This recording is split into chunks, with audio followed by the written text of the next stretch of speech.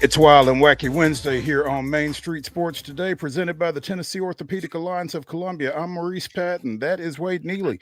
We're coming to you from our homes on this fantastic-looking Wednesday afternoon, and we'll be here for the next couple of hours talking local, regional, and national sports topics. So be sure to stick around. It's going to be fun. Happy Hump Day, Wade. Happy Hump Day to you. Good to be with you, Mo, and good to be with everybody. A jam-packed show. We're smack dab in the middle of the week. A lot going on. A lot still to come. Busy time and a busy day here on this Wednesday. Absolutely. A lot going on, a lot to talk about. In the second hour, we will be joined by Joe Sullivan of Main Street Media. He is our local basketball guy and bringing some news. If you've not already heard, Lenny Acuff, former Lipscomb coach, is the new men's basketball coach at Samford University down in Birmingham. And Joe's got some insight into that development and possibly into what might be next for the Bisons coming off of an Atlantic Sun tournament championship and an NCAA tournament appearance. So the Bisons, Philip Hutchison, with some work to do in terms of a coaching search here. And, you know, maybe Joe can give Hutch some suggestions, but we'll be talking about that in the second hour. In the second segment, we will visit with Heather Williams of WCYB-TV out of Johnson City, our NASCAR expert, talk about Denny Hamlin's weekend over at Darlington. And it's Bristol, baby. I didn't realize it was this close when we reached out to her to try to get this set up. She's like, well, I don't know. It's race week. I'm like, oh. So, but yeah, she was able to carve out some time for us here, and she's going to be with us in the 220 segment here talking about Bristol, Darlington, Denny Hamlin, and whatever else comes up while we've got her. Looking forward to that as always. We'll also be talking, you know, some Braves. Got to wear it when I can, Wade. Represent proudly today. Yeah, winning record in the division now, right? 2-1. Yeah. Little victories. There you go.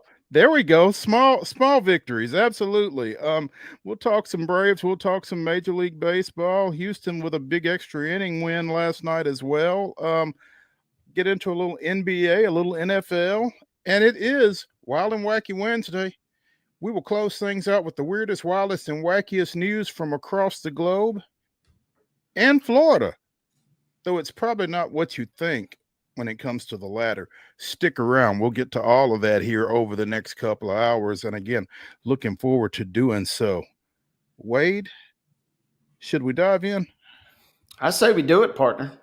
Let's do it. Let's get things going here with yesterday's results, and we actually have some, and today's schedule on the rundown. This is the rundown. The rundown is here, ladies and gentlemen. It's time to rip and run on this glorious Wednesday, and we kick things off with baseball scores from last night. Let's go to the Diamond, where BGA picks up a 12-2 win versus Providence Christian.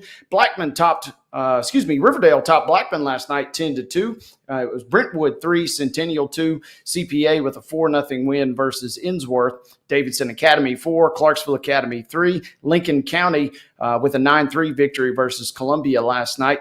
Columbia Academy all over the University School of Nashville, 16-0. Was your final in that one.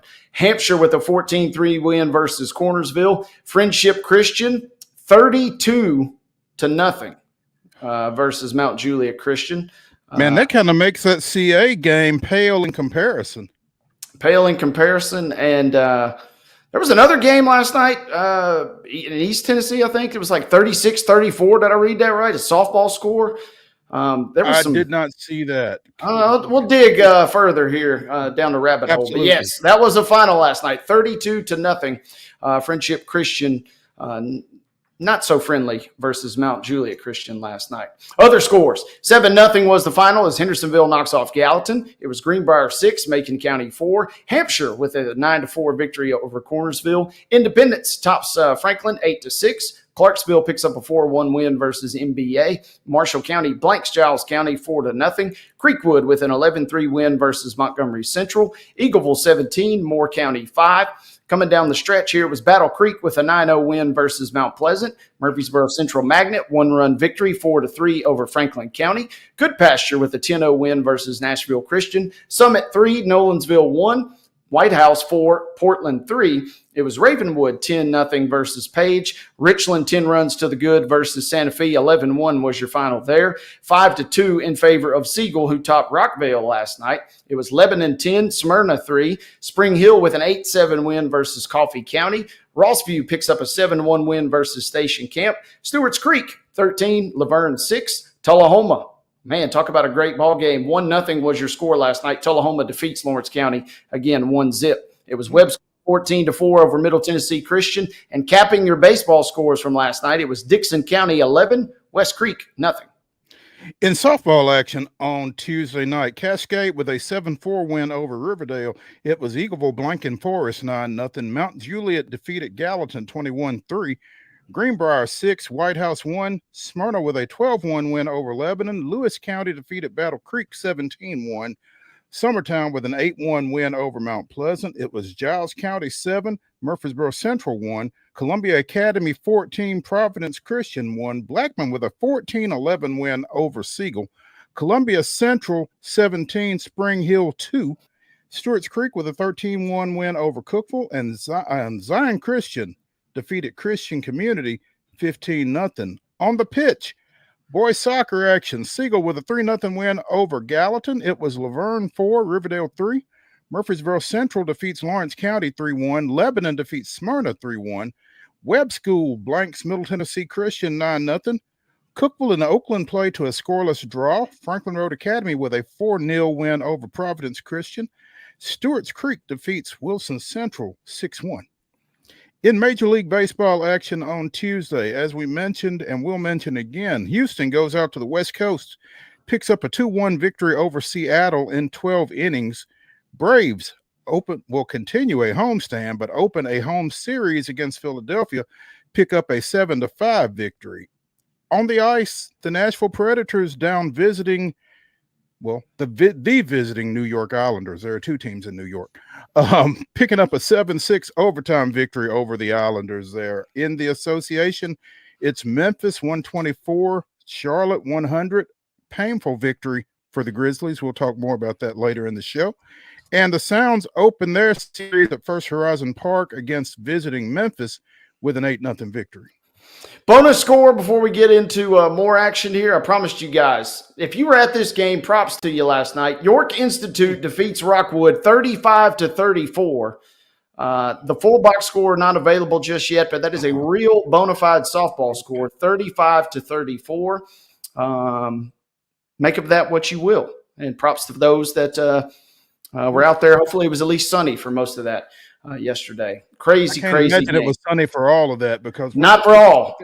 Yeah, 35-34, is that what you said? Yep, lost by an extra point, it sounds like. 69 runs. That was not a quick ball game. Not a quick game, and Rockwood going through their schedule has played some crazy games. They've given up 20-plus runs in multiple games, but that was the first time they had given up 30. And unfortunately, they put up 34, but could not get it done. Again, a crazy score last night in softball action. Let's go to the schedule for today. Baseball action gets underway at 4:30 as CPA travels to Innsworth. Rossview is on the road at Good Pasture. Capping our 4:30 start times, Hume Fogg will be at Martin Luther King. 5 o'clock showdown for Springfield, who's at Logan County, Kentucky. 6 p.m. tonight, Huntland is traveling to Culleoka. Murfreesboro Central Magnet will be at Franklin County. Other 6 o'clock games include Stewart's Creek at Laverne, Smyrna at Lebanon. Blackman will travel to Riverdale. Siegel is on the road at Rockvale, and Cannon County will be at Watertown. 6:30 tonight, Santa Fe traveling to Battle Creek. Moore County will be at Eagleville. Independence is on the road at Franklin. Ravenwood traveling to Page this evening. Final 6:30 start time is Nolensville at Summit. Don't have a start time listed, but our schedule does show Brentwood at Centennial tonight. Softball action, 5 o'clock first pitch as Creekwood travels across the county taking on Dixon County. Gallatin is at Wilson Central at 5. At 5:30, Murfreesboro Central travels to Woodbury, taking on the Cannon County Lady Lions or Lionettes, not sure which. Also at 5:30, Blackman is at Community. At 6, Good Pasture goes to Ezel Harding. Coffee County is at Green Hill and Eagle County. Boys lacrosse at 6, Cookville is at Green Hill. Flag football action, 5 o'clock, Centennial is at Independence. Summit is at Brentwood. Fairview is at Page. Also at 5, Waverly faces Dixon County. At 5:30, Portland and Gallatin will match up. 6 o'clock starts for Nolensville and Centennial, Franklin and Summit at Brentwood, and Ravenwood and Fairview. Also at 6, Montgomery Central will play Dixon County. At 6:30, Hendersonville plays Gallatin. At 7, Franklin is at Brentwood. Nolensville is at Independence. Ravenwood is at Brentwood. No, Ravenwood is at Page. I'm sorry, at 7. And it's an 8 o'clock start for Montgomery Central and McEwen. Major League Baseball action here in about an hour. The Astros and Mariners will continue their series out at Safeco Field in Seattle. And at 6:15, you can see this one on the Major League Baseball Network and on FanDuel Sports as the Phillies and Braves continue their series. More about that later in the show. 6:35 at First Horizon Park. It's the Memphis Redbirds and the Nashville Sounds. Ladies and gentlemen, that is your rundown.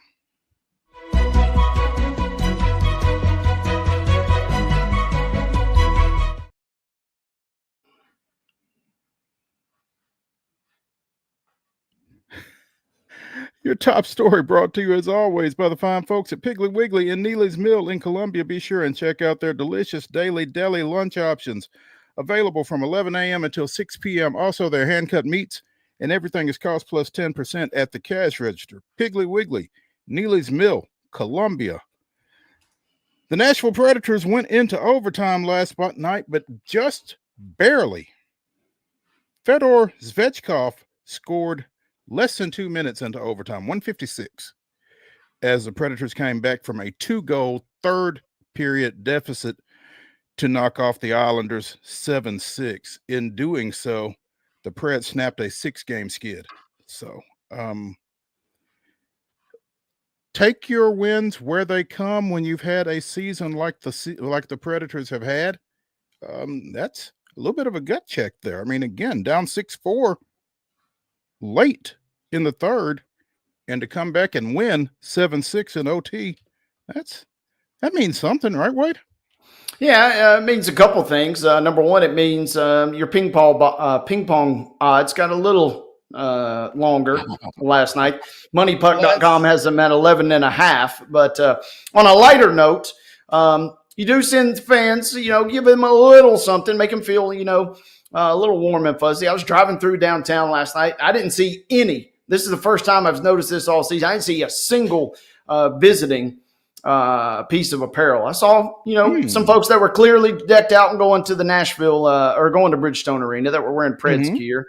Not as many as perhaps, during the course of the season, but saw a few, and you were treated to a good game. And I've said it a couple of times. Toward the end of the season, these are hockey players, obviously, and they put a lot of pride into their product, but they also, I don't know, call me crazy, but it seems like they have fun. And I mean, just looking at the scores last night, the Preds 7-6, the Canucks had a crazy comeback to defeat the Stars. They scored 3 goals in the final 60 seconds to tie the game and then win it in overtime. So 6-5 a final. Utah beat Seattle 7-1. So, and the Bruins clipped the Devils 7-2. Feels like at the end of the season, it's been a long season for a lot of teams, but especially here in Nashville. Guys at least having some fun, and good to send the fans out on a happy note last night.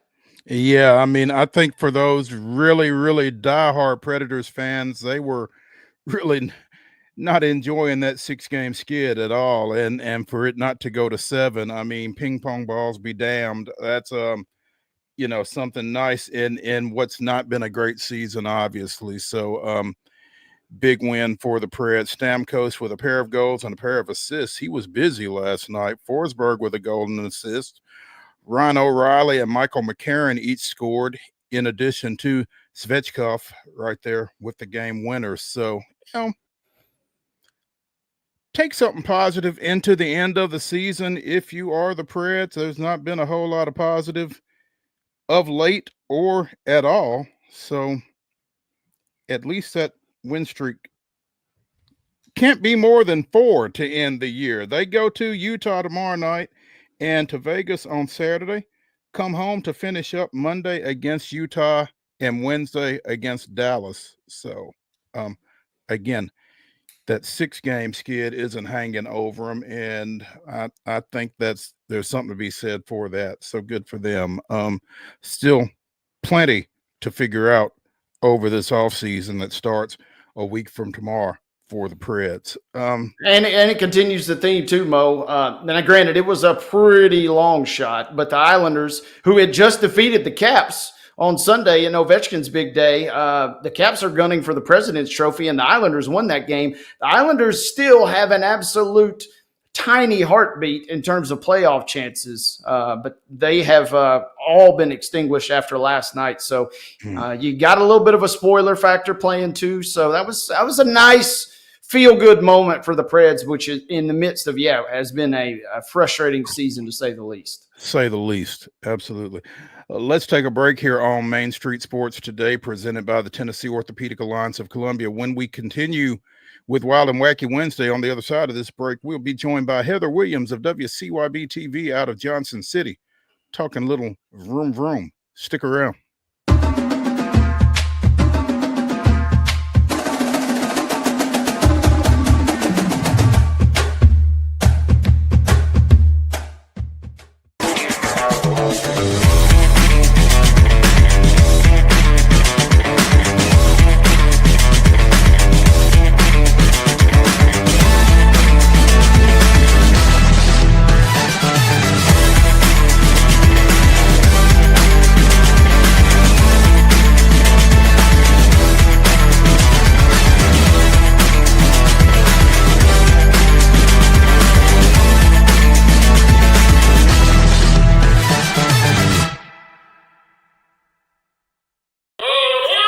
Step into the Lionel retail store at Opry Mills, Nashville, and you'll be captivated by all the magic of the 123-year history of Lionel trains.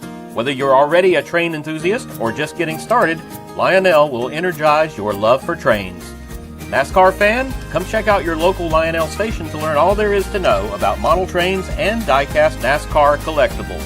Visit nashville.lionel.com or call 615-455-9399.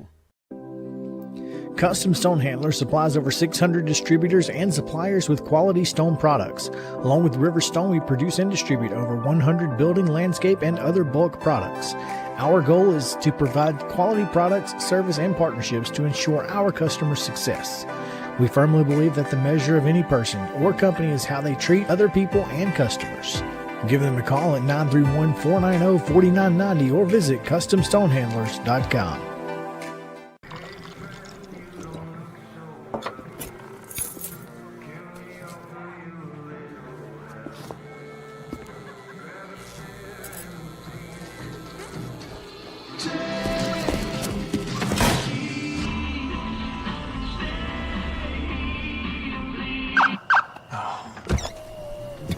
You're seeing the signs too, right? What signs?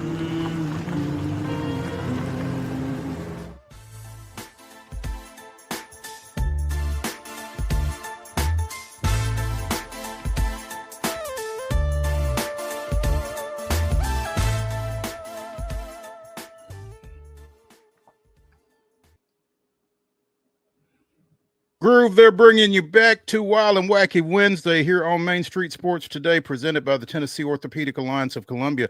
That's Wade Neely. I'm Maurice Patton, and we are now by our NASCAR analyst, Heather Williams of WCYB-TV out of Johnson City. Heather, can't see you. Boo. You broke up a little bit there. I'm on the road. What's up, guys? What's up, Heather? Yeah, I was just saying we can't see you. We've got Heather audio only because she's on the move and doesn't want us to see her speedometer probably. But Heather, appreciate you taking some time with us. I know it's a busy time for you as it is race week at Bristol this weekend. What you got going on? Just left the track, picking up some, shooting some stories for the rest of the week. I mean, it's Bristol, baby. There's so much anticipation about this week. When we were here in the spring the last time, it was one of the craziest races that I've ever seen. Just from a perspective of the tires were soft on purpose to promote wear, to promote passing, but they were probably wearing a little too quickly. Mm-hmm. If you can imagine, normally when tire wears at the racetrack, they create pebbles, small pebbles that build up on the racetrack and create a line or whatever. But last year, if you can imagine shards of black yarn, that's actually how the tires were wearing on the track. And they were wearing at a rate that was 2 or 3 times faster than what they normally wears at the track. So guys were blowing tires, hitting the wall, spinning out, driving 80% instead of 100%. Then when you got new tires, you were able to pass 20 cars because you felt like Superman because your tires weren't wearing down. And then all of a sudden you would slow down and the other people would get new tires and they would still be Superman. Yeah. So it was great. It was really entertaining. But when they came back in the fall, didn't do it again and nobody understood why. So everybody's trying to figure out, is it the temperature? Is it going to do this again? Are we going to have this crazy race? Or is it going to be like it always is at Bristol with moderate wear, but not a ton? So that's the big question mark for the weekend. That's got to be a little frustrating in that you don't know what to expect from that standpoint, I guess. For sure. We talked to Austin Cindric earlier today, and he was like, if it happens, we're all more prepared for it to happen. We don't expect it to happen because it's never happened again. It seems more like an anomaly. But they have to prepare today. Like they're putting the finishing touches on their cars and trucks, loading them up and headed to Bristol, probably even as we speak. So, there's no change in big things once they get to the track. So they just have to guess how it's going to be and hope they guess right. So what do you do? Do you bring extra tires in that situation, or how do you? Oh no, they're only allotted a certain amount from Goodyear. So you just have to conserve. I mean, they'll be pretty conservative, I would guess, when practice starts until they figure out what the tire is going to do, and they'll probably build a certain amount of adjustability in the car as much as they can. But yeah, I mean, you're just going to have to be conservative. If it ends up being a lot of tire wear, you're not going to be able to run full out the whole day. Heather, we'll get back to Bristol in a second, but break down what we saw in Darlington last week. Give us maybe some on the track and if there's any developments kind of off the track that jumped out to you as far as headlines go. Well, I thought the race was fascinating, and I know Jeff Gluck of The Athletic does a poll, and this was one of the lowest rated Darlington races since he's done the poll, which has been about 10 or 11 years now. And I don't understand why. There wasn't like a ton of passing, but you could pass if you needed to, if you had a good car, and everybody was on a different strategy. Ill-timed cautions absolutely flipped the field. The guys who were running 15 to 20 were all of a sudden at the front of the field, and the guys that were running 1 through 10 were all of a sudden at the back.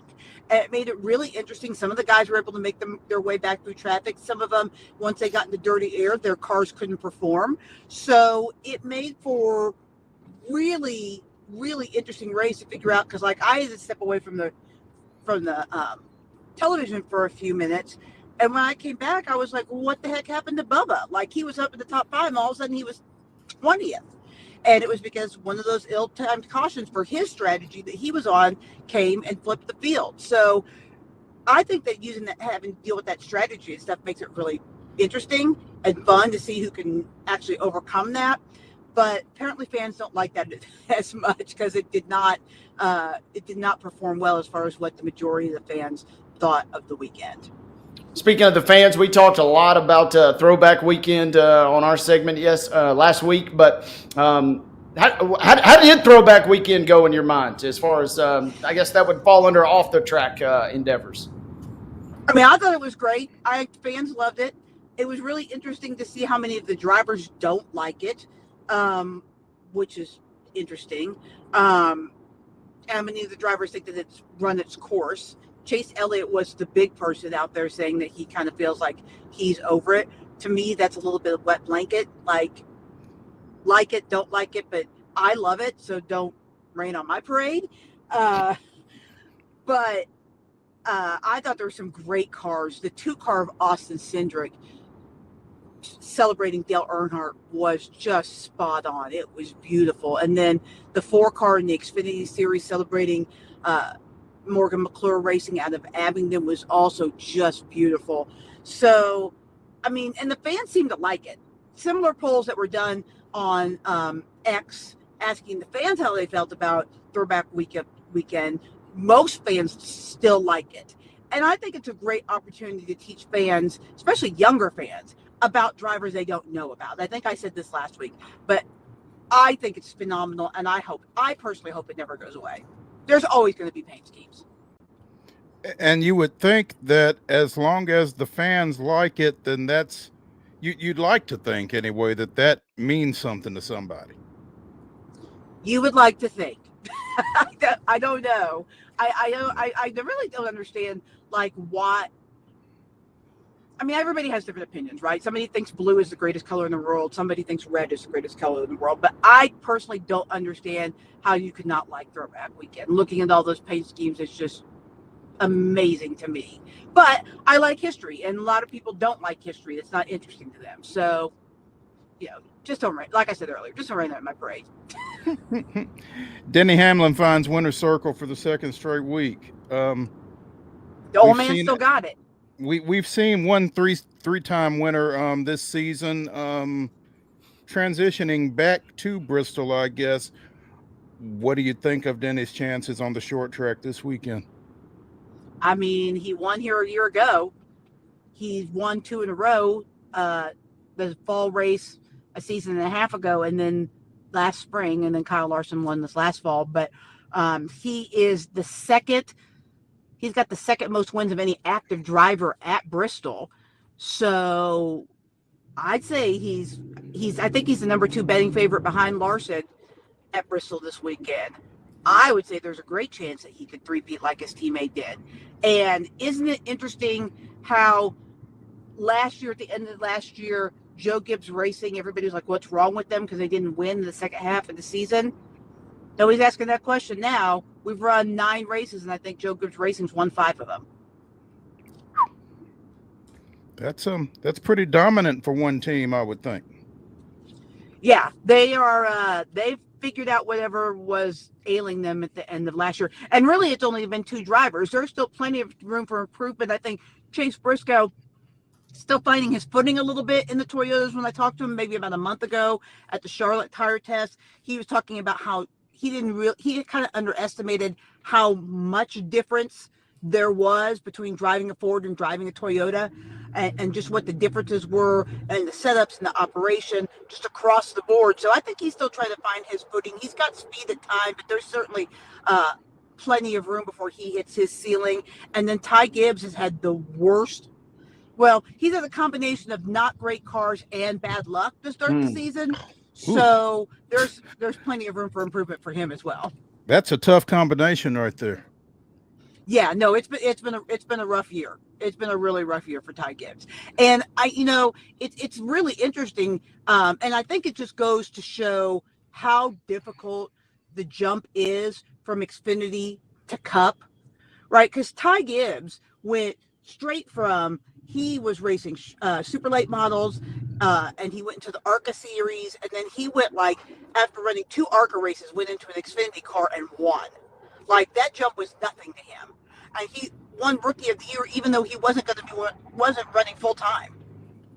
And so, he would have, but he didn't he didn't actually wasn't eligible because he was running for the Xfinity Series or ARCA Series championship, which he won. Next year won Xfinity Series rookie, and next year he's in Cup and now looks lost. So I think it just shows how difficult that jump is if you do it too quickly, which I think he probably did.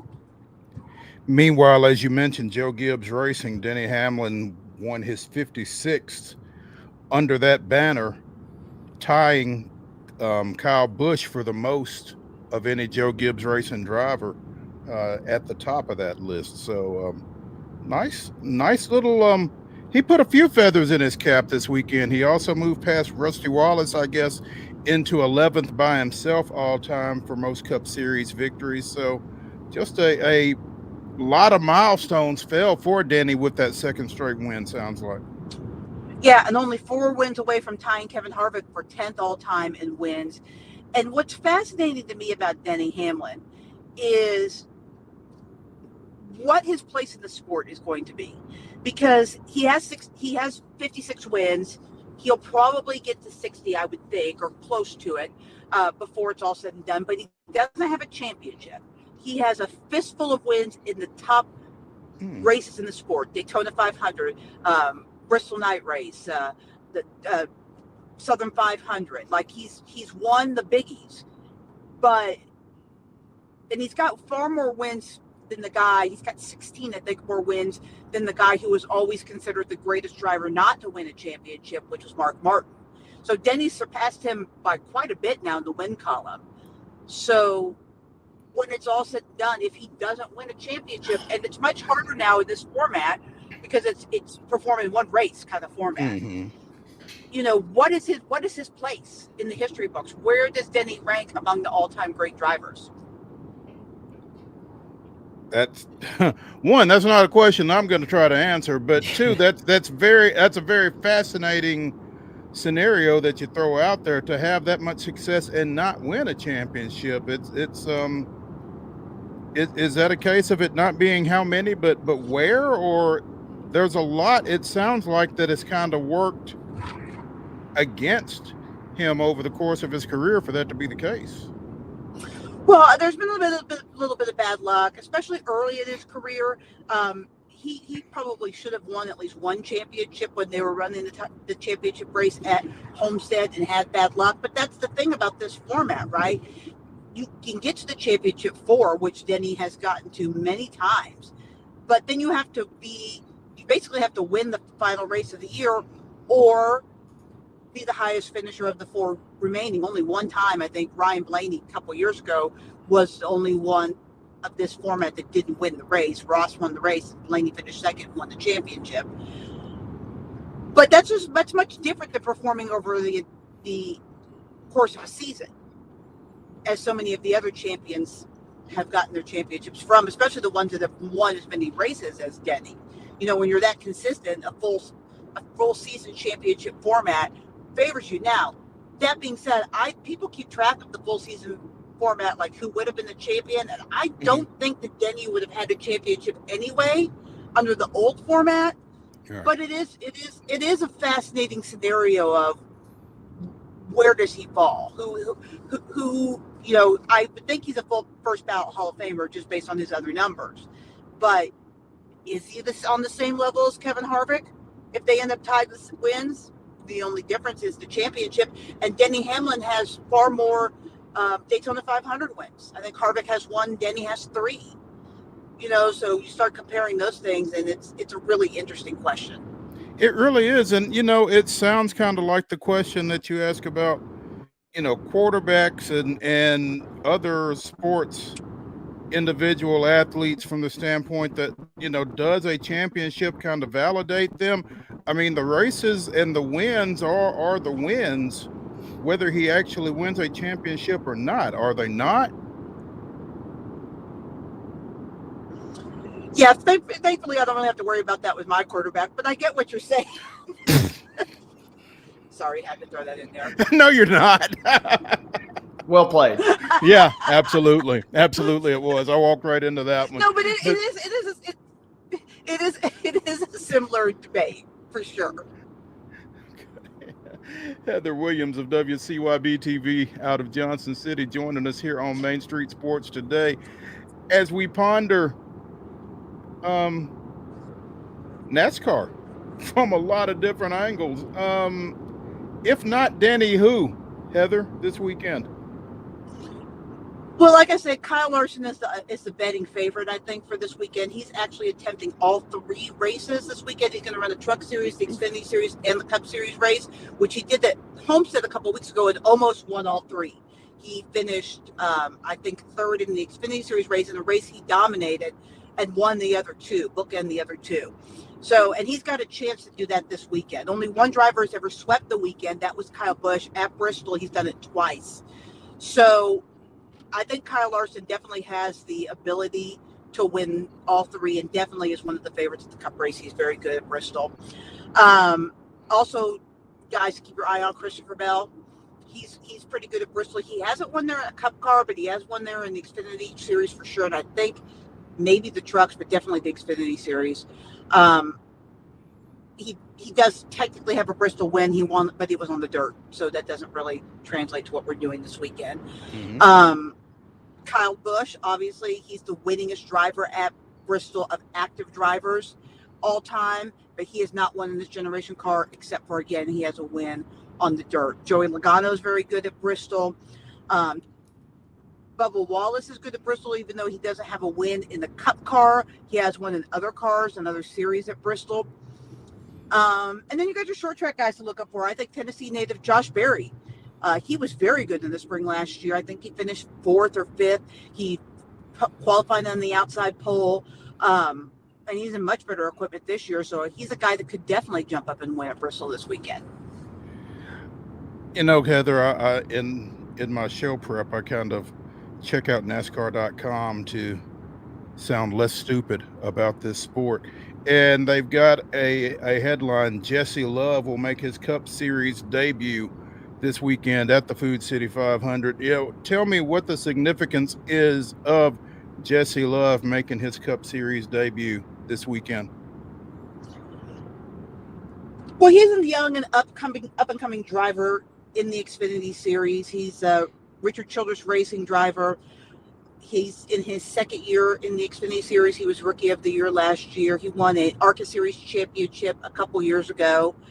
And I think he's just one of those young, exciting kind of next generation guys. There's a handful of them right now in the Xfinity Series and Truck Series that people are looking to as the next big stars of the sport.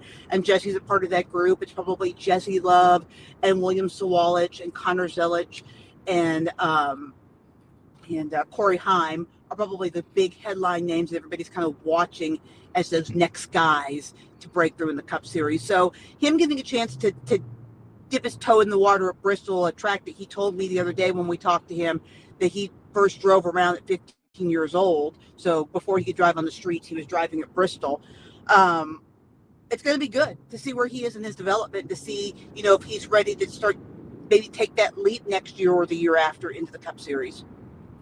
As we're talking about young kids, is Raja Caruth going to be up in Bristol this weekend in any capacity?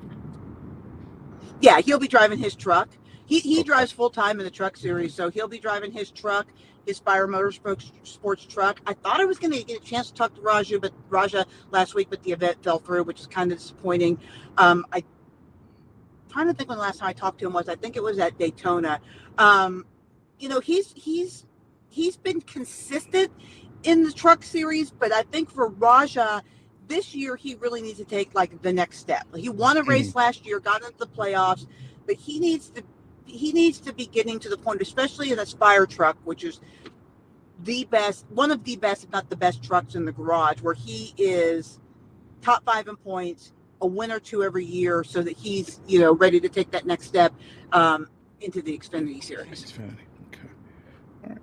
Sounds good. Heather Williams, WCYB-TV out of Johnson City, joining us here on Main Street Sports today, presented by the Tennessee Orthopedic Alliance of Columbia. Heather, get some rest, because I know you're going to be wide open here over the next few days. But we're already wide open. Okay. There you go. We appreciate, with that said, we appreciate you taking some time with us today. And Wade looks forward to catching up with you next week. Is this vacation week for Mo? He's leaving us. Well, it's It is. vacation week it is vacation week for NASCAR too. I mean, they have a truck in the Xfinity Series race, but the Cup Series is off for Easter next week. So, we will miss you. Maybe you'll see some drivers where you're off sitting on the beach with a fruity drink in your hand somewhere. I will be sure and keep an eye peeled for them. But yeah, Heather, we appreciate it. I'll talk to you in a couple of weeks. I'm sure Wade will catch up with you next week. Thank you, Heather. Thanks. Guys. See ya. When we continue here on Wild and Wacky Wednesday on Main Street Sports Today, presented by the Tennessee Orthopedic Alliance of Columbia, we'll be talking a little baseball. Stay tuned.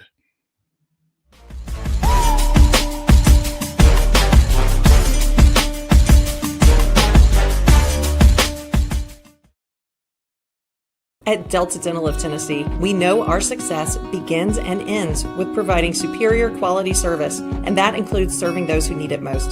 This year, we're celebrating 25 years of giving back to the community we call home. Delta Dental, along with our Smile 180 Foundation, supports Tennessee's dental colleges and oral health education, children's hospitals, free and reduced cost dental clinics, and other like-minded charities.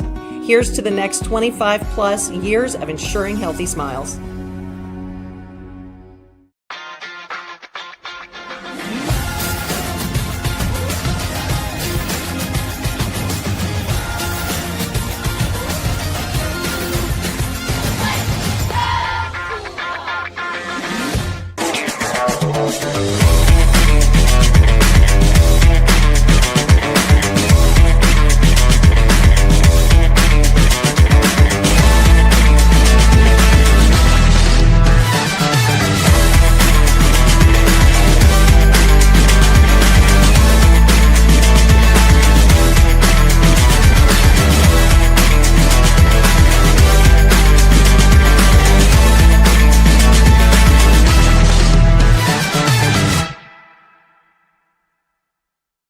A game without a crowd is just a scrimmage.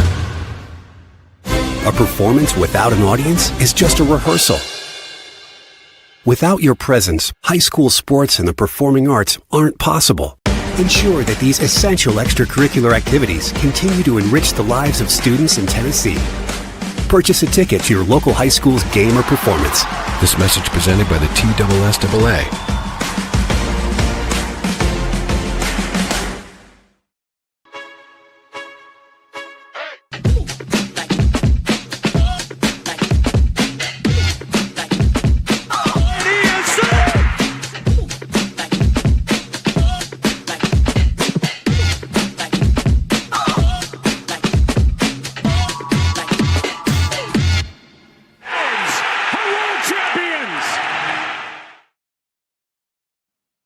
April 9, 2001, Willie Stargell, who spent time in the Atlanta Braves organization as a roving minor league instructor and as first base coach after a Hall of Fame career with the Pittsburgh Pirates, died at the age of 61. Among the Braves minor leaguers he worked with was future Hall of Famer Chipper Jones, who credited Pops with him swinging a heavier bat throughout his professional career. Stargell hit 475 home runs over 21 seasons with the Pirates. His 296 homers during the 70s were the most of any player in that decade. He led the 1979 We Are Family Club to the World Series championship and has a statue in his honor outside PNC Park. That was this day in Braves history. And I've been told on numerous occasions, you know, you're a baseball fan, you really need to get to a game in Pittsburgh. Wade, have you been to PNC Park by any chance? No, it's funny you mentioned this. Just talked 3 days ago with some friends about how it's got to happen. That park is now old. You know, I wanted to go see, it was new, but now it's essentially old, but it still looks new. It looks great. And the views from it are great, apparently. I mean, I've seen pictures and that kind of thing. Yeah, it's definitely kind of a bucket list kind of thing to get up there. I've never really necessarily wanted to go to Pittsburgh, but apparently I need to get up there for a ball game. So I need to find out when the Braves are playing up there and just go. So, Braves playing at home last night picked up a 7-5 victory over the Phillies that wasn't necessarily expected because Zach Wheeler was on the bump for the visitors. Chris Sale's last start had not been great. Last night's wasn't necessarily overwhelming for him either. 4 2/3, 5 runs allowed, all earned on 9 hits. He did strike out 5, but that ERA definitely moving in the wrong direction from 5.40 to 6.75 now. But the Braves actually scored some runs, clearly 7 of them. And welcome back Sean Murphy. His first at bat results in a 3-run homer and finished with 4 ribs. And clearly Atlanta needed all of them. So, big win for the 2-8 Atlanta Braves, who are 2-1 in division play, as Wade pointed out earlier in the show. Yeah, man. I worked in PR. You got to look for them angles, Mo, and that's a good win for them. Like I said, you can't. You got to go old school, right? How do you eat an elephant? One bite at a time, and you can't make up all that gap in one game. You can't make it all up in one series. You just got to start stacking wins, and that was at least a step in the right direction. Philly came in with a little extra juice after taking 2 or 3 from the Dodgers. So tonight's game will be really fascinating considering the way Tuesday night's effort played out. Yeah, and again, Wheeler, wasn't necessarily at the top of his game. 5 1/3 innings before he came out. 8 hits, 7 strikeouts. Gave up the home run to Murphy. Gave up 5 runs total over that 5 1/3. So, the Braves, the offense has not necessarily been there on a regular basis, but it was there last night when you wouldn't necessarily have expected it. So you got to start somewhere. Good for them. Series continues tonight, 6:15 Nashville time, first pitch. You've got Taijuan Walker going for the Phillies. He's 1-0 with a 0 ERA. Grant Holmes, which means the bullpen will probably get involved in this one ideally around the 5th or 6th inning. Hopefully not before that. Holmes 0-1 with a 7.20 ERA. Meanwhile, the pitching staff received bad, but pretty well expected news regarding Ronaldo Lopez. He's going to be out for at least 12 weeks following the shoulder surgery that he had recently. Again, at least 12 weeks and probably longer than that, because it'll be that long probably before he can pick up a ball and, working back up to the point that he can pitch in a major league game after that will not come quickly. So, you lost an arm that you were really counting on over the offseason and through spring training, and Strider, while close, still isn't back yet. So Braves still kind of piecing it together in the starting rotation right now. Yeah, just trying to tie a knot and hang on and, scrap your way to some wins. Weird to think about, but if you could somehow claw your way through this and kind of come out on the other side, considering what's potentially coming back, considering, what you would have gone through to get there, you might be in decent shape at that point. Yeah, you just kind of got to tread water and get through this. That's the best thing. And keep winning series. They've got a chance to claim a series win with a victory tonight, and then they've got Schwellenbach tomorrow night. So, do you get greedy if you get a win tonight? Well, of course you do. So we'll see how things go. But again, 6:15 down at Truist Park, the Braves continue their homestand against the Phillies. Your rookie, Wade Cam Smith, with an RBI triple in the 6th, but it took to the 12th inning and a Victor Caratini RBI single to win it for the Astros, 2-1 against the Mariners last night. Yeah, kind of a wild game. Tried to stay up and watch at least a little bit of it, and after a while, it was clear that that wasn't going to be in the cards. Went to bed early last night, so good to see them. Battling, playing well. Lost the first game in the series, able to somehow grind out a victory. Low scoring affair in the second one. Pretty good pitchers duel between the two starters yesterday. So a chance for Houston now to kind of start clawing a little momentum. We'll see what happens. I kind of get the feeling, it's basically 500 ball, I think, upon early returns. Maybe I'll be surprised. But you got to go out there and take care of business in the division. They'll have a chance to do that tonight. Yeah. Well, they'll have a chance to do that this afternoon. It's a 3:10 start, so here in about 20 minutes. Hunter Brown will be starting here in just a few. Yeah, Hunter Brown will be starting for the Astros, 1-1 with a 3 ERA. Luis Castillo will be starting for the Mariners, 0-0 with a 9 ERA. And if that sounds confusing, because we told you Luis Castillo would be starting for the Mariners yesterday, they got two. The Mariners have two starting pitchers named Luis Castillo. This is Luis F. Castillo. How confusing would that be? Pretty confusing. Reminds me, it's like the Oklahoma City Thunder. They got two Jalen Williams on the team. So you got to be real careful with that. Spelled slightly different. There's an I and an E involved. So okay. you gotta be careful when you're referring to the Castillos and the Williamses of the world out there, for sure. Goodness, that's wild. That come on, Thunder, come on, Mariners. You could help us out a little bit. You don't have to have two guys with the same name. That should be illegal. The Pirates have one guy named Paul Skeens, and the Cardinals did not care, as Mike Tomlin would say. Got to him for 5 runs yesterday on 6 hits. He struck out 7, but a relatively rough go for Skeens yesterday against St. Louis. They just got to a couple of pitches. It's not like they hit the ball into the river or anything like that. They just found some holes, and I got behind in some counts, kind of let them get some good swings off, and they found holes. Not going to sweat it. It is what it is, which, to be fair, I'm not sure what else it is he's supposed to say in that situation, but, St. Louis put together some hits and scored some runs off of a guy who had not shown much of a propensity for allowing such through his NL Rookie of the Year season last year. So, and I don't know if it's a sophomore slump or if it was just one of those things, as Paul Skeens would like to have you believe.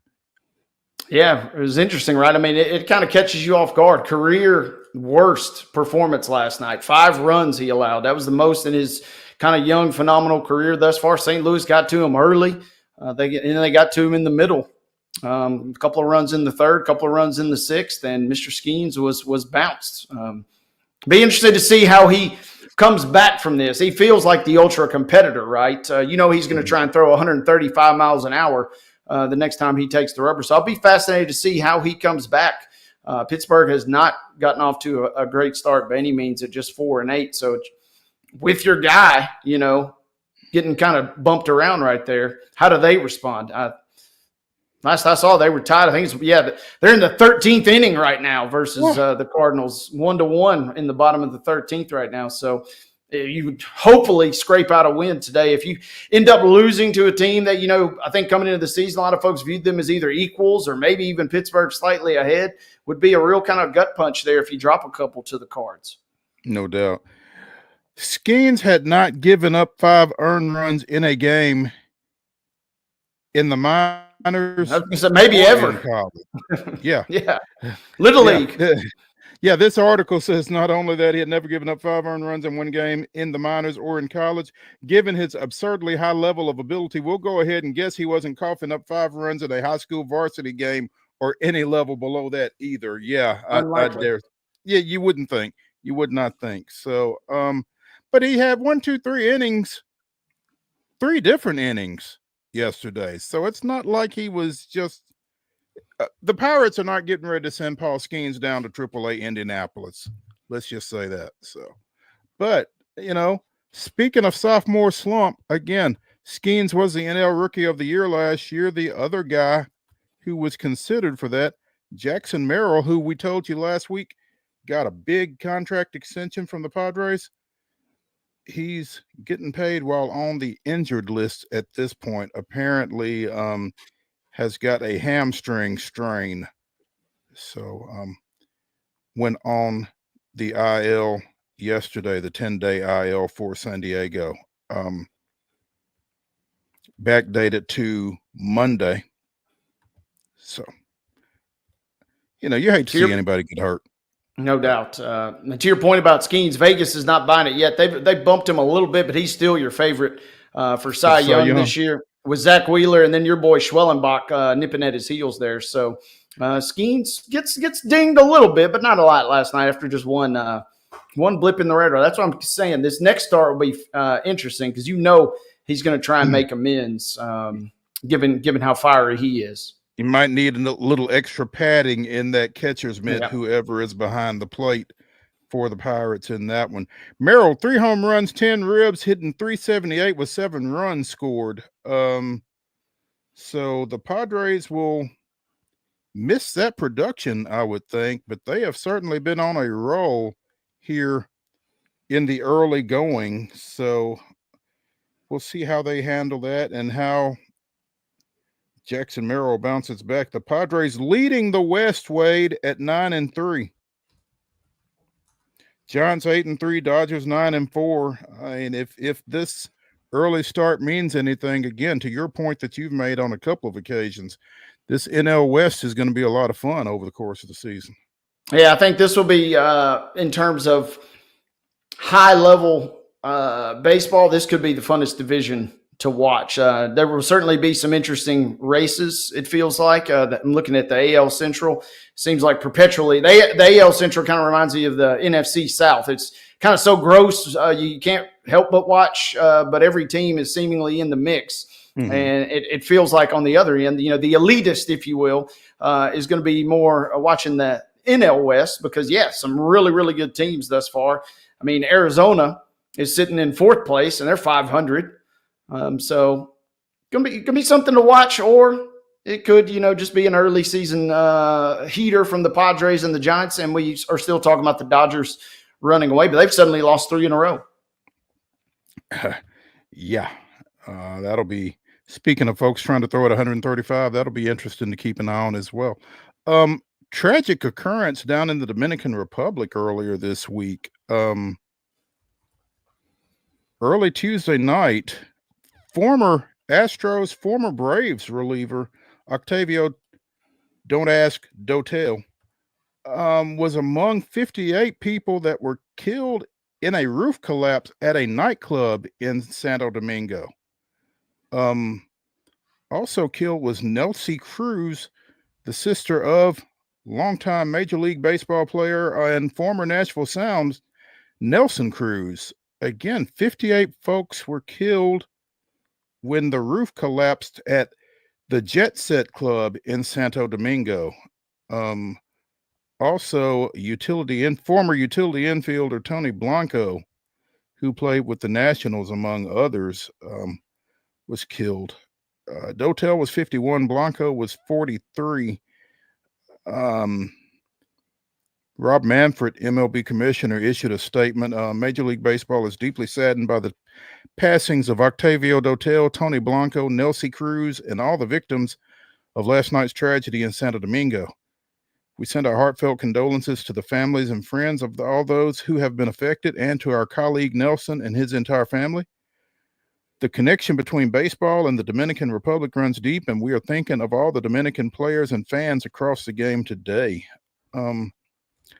Dotel came up with the Mets, spent the bulk of his career, I guess, with the Athletics, but pitched for 11 different teams over a 9-year period, including the A's, Yankees, Royals, Braves, White Sox, Pirates, Dodgers, Rockies, Blue Jays, Cardinals, and Tigers. His 13 franchises played with at his retirement was a record.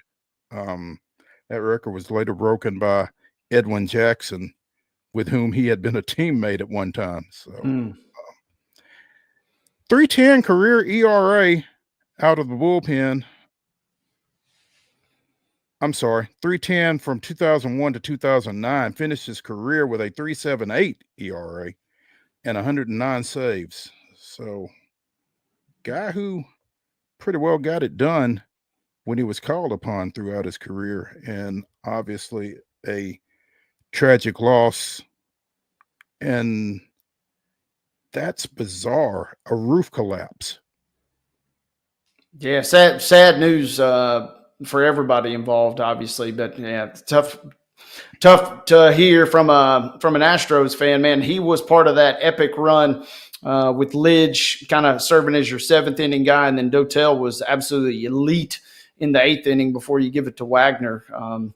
So much so that's part of that crew, Mo, that combined, for that famous no-hitter versus the Yankees where they had six different pitchers. And Lidge gets the win, but Dotel was he was arguably as more effective than Wagner, because if you got it to Lidge, you knew you were getting 100 plus for one inning. You knew you were getting Dotel going all over the place for almost no hits in the eighth, and then you get Wagner to close out. He was a staple in those early years for Houston, man, and that is sad news for everybody involved. Absolutely. Let's take a break here as we bring hour number one of Wild and Wacky Wednesday to a close on Main Street Sports Today, presented by the Tennessee Orthopedic Alliance of Columbia. When we return for hour number two, we'll get into the grab bag. Stick around.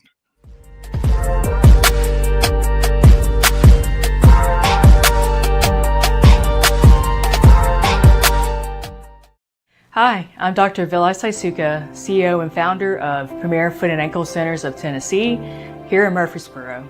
We offer foot and ankle care from ingrown toenails to diabetic foot wounds. We also fix ankle fractures and things like that. Call us today to schedule an appointment. We look forward to seeing you. Because here at Premier Foot and Ankle, we believe that the journey begins with happy feet.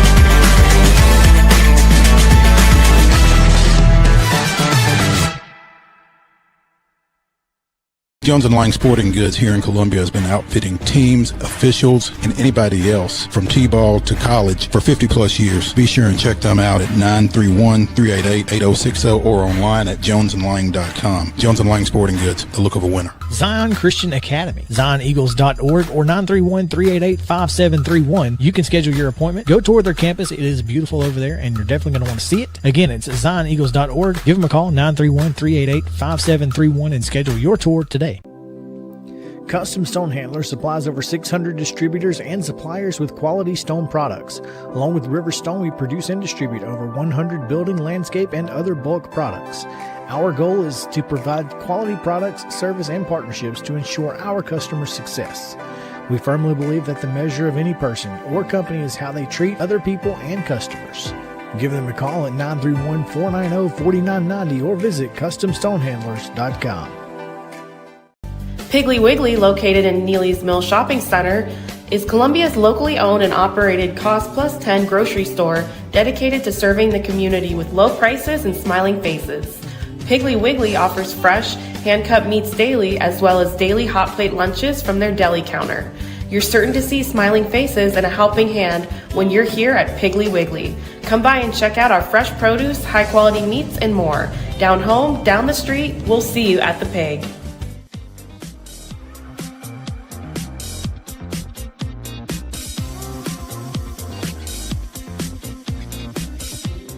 Hour number two of Wild and Wacky Wednesday starts right now here on Main Street Sports Today, presented by the Tennessee Orthopedic Alliance of Columbia. That's Wade Neely. I'm Maurice Patton. In our final segment, we will bring you the weirdest, wildest, wackiest, and most wondrous news from across the globe and Florida.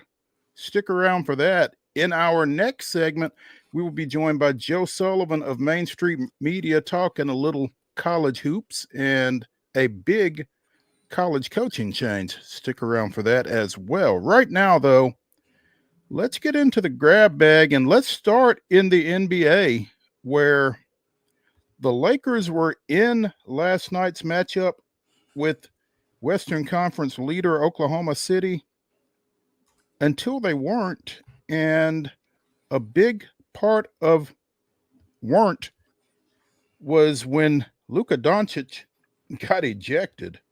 The Lakers had just taken a 108-107 lead on a Doncic basket. And apparently he then said something to, well, depending on who you ask, I guess.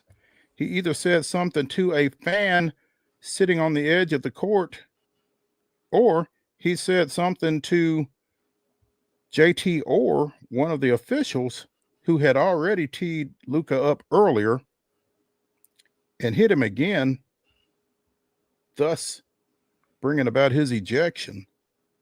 And without him, OKC pulled away again to a 136-120 victory there. So, officials, gotta love them, right?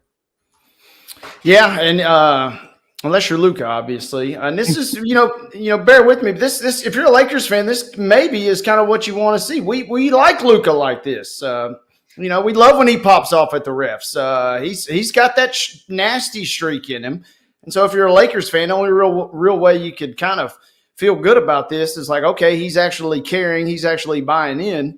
We've seen Luke on the other end of the spectrum, where he's doing some 12-ounce curls, and he's not really that engaged with what's going on the court. So if you're a Lakers fan, you got to love this. But yeah, tough break. LA was feeling pretty great after just beating the Thunder over the weekend. Maybe they're scrapping just like everybody else in the West for seeds 3 through 8 at the moment. And it was seemingly kind of there for the taking. Had a supernova performance from your MVP, Shai Gilgeous-Alexander. But Luka's exit, you got to at least maybe feel good that he at least is concerned and cares, whether or not he was yelling at the ref or the fan, however. Hey, yeah.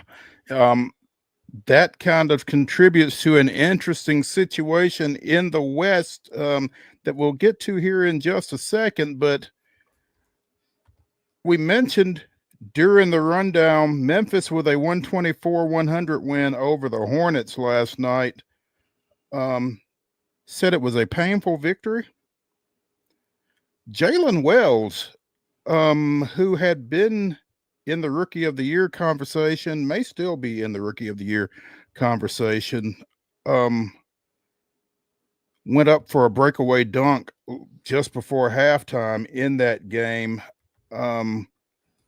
was contacted by KJ Simpson, fell really awkwardly, and apparently broke his wrist. Mark, do we have the video of that? Could bring to this team. Well, the thing about it was much needed because you had no G.G. Jackson, you had no Vince Williams Jr. to start the season, and so Jalen had an opportunity, and you give him, you pat him on the back so many times because he was ready for this opportunity, and even as the season went along, never changed in terms of who was going to be in that position for this Grizzlies team. And so, aside from just the basketball side, such a good human being also. Now, those are the ones that you love to have around in your franchise when you can see their worth on the court, but also what he's able to bring off of the floor, too. Now you just have nothing but prayers and well wishes for him. So Jalen's head and neck area being stabilized.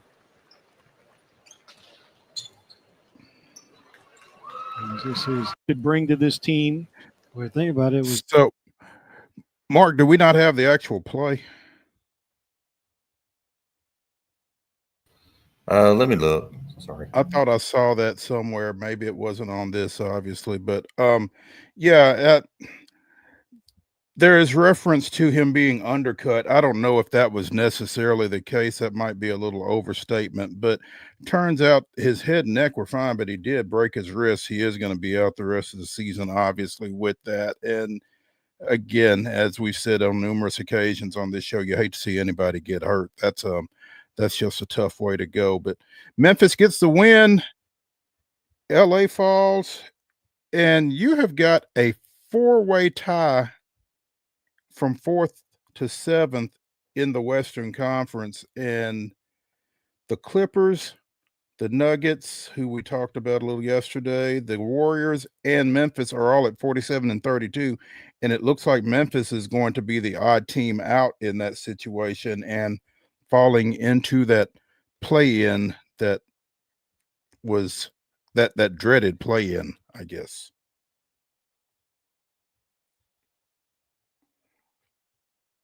Did we, Wade? You're on mute. Yeah, you don't want to obviously be in that play-in, but it was good to see that Jalen, shared that positive message after the game. He's doing okay. It could have been certainly a lot worse. And KJ Simpson, he gets ejected from the game, but even he went to social last night and said, he apologized essentially. He said, we already spoke and we're good friends, but just wanted to say how deeply sorry he was. Frustrating sequence for Memphis. Just when you kind of think things really kind of couldn't get any worse, they kind of find a way to. He's been a real blessing for them this year, finding him kind of off the scrap heap in the second round. But yeah, they did themselves no favors. They've lost a couple of the tiebreakers. So Memphis, unless something crazy happens, is going to end up in the play-in. The good news is for them, they can only slide as far back as 8. So they're not in the ultimate play-in spots at 9 or 10. But the fact remains, we're talking about a team 4 weeks ago that was gunning for the 2 seed. Right. Now potentially going to – but that's just how crowded it is. If it's not Memphis, it's going to be the Lakers, the Clippers, the Warriors, the Nuggets, or the Wolves. Somebody is going to have to slide because this has been such a loaded Western Conference. We have maybe the best team in the perhaps metrically one of the better teams in the history of the game. We're talking about the Thunder. At one point, we're flirting with, getting to 70-plus wins. That probably is not going to happen or won't happen. Yeah. But you're talking about 2 through 8 specifically is just an absolute logjam right now. And it will be fascinating to see because whether teams admit it or not, there will be some gamesmanship that goes on this weekend. Certain teams will be wanting to win or lose, if you catch my drift, depending on how their matchup is shaping up on Saturday and Sunday. Guarantee you that. Yeah, Oklahoma City 65 and 14 with 3 games remaining, so they're not going to get to that 70 mark, unfortunately, because like you said, they were looking like they were going to get there. Yeah, and it was so funny too because we've talked about it on the show, and we've obviously talked with Landon several times, but about 2 weeks ago, ESPN finally comes out of the woodwork and out of the blue just mysteriously acknowledges, oh, yeah, this could be one of the best teams in the history of basketball. No, just because they're in Oklahoma City is the only reason. We can sit here and debate who would win a one-on-one game, LeBron or MJ, for 2 hours, or we could actually talk about who's playing some of the best basketball. They're the wrecking crew. It's their title to lose, but everything between 2 and 8 is up in the air. Mm-hmm.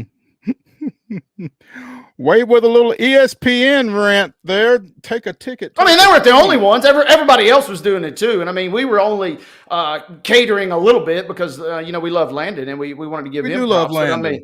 They're a small market team. It just comes with the territory. But yes, everybody else after them, depending on, it's all going to come down to matchups. And that's why I said Saturday and Sunday will be fun because you will see 1 or 2 teams that do or do not want to win based on the matchup they're potentially going to land. Pay attention to some lineups is what Wade is saying. The Titans are expected to bring in Bowling Green native and apparently Nashville resident George Fant to discuss him possibly plying his trade at Nissan Stadium this fall. Fant played his college ball at Western Kentucky, his 1 season of college football. He's a basketball player at the collegiate level and has clearly made the transition. 6'5", 320-pounder, played in 16 games 2 years ago for the Jets, starting 13 of those. He's played 8 years in the league, mostly at right tackle. But the Titans are kind of considering him in that swing position, adding him to their offensive line room. Obviously, they signed Dan Moore from the Steelers earlier this offseason. J.C. Latham, the rookie, is going from left tackle to right tackle, but still looking for some depth on the outside there. And Fant is a guy that a couple of years ago that the different administration, obviously, but the Titans looked at bringing in at the start of 2023. They wound up signing Chris Hubbard, but might be interesting. Again, he's from Bowling Green, lives here. There's a couple of other teams I've been talking to, but those two, that being the Titans and Ravens, are really intriguing to me. Obviously, Baltimore being a contender and Nashville being where I live at, so I'm definitely interested. So stay tuned. Again, offensive line has been a trouble spot, to say the least, for the Titans, and any support that you could get up front would be a good thing. We talked last week about some rules changes that the competition committee talked about last week. They did not rule out playoff format changes. They didn't act on anything. But Wade, they're talking about still at the May meeting approving a proposal by the Detroit Lions that we talked about a few weeks ago, where once your playoff teams are set, you seed them based on record, with division positioning having no impact.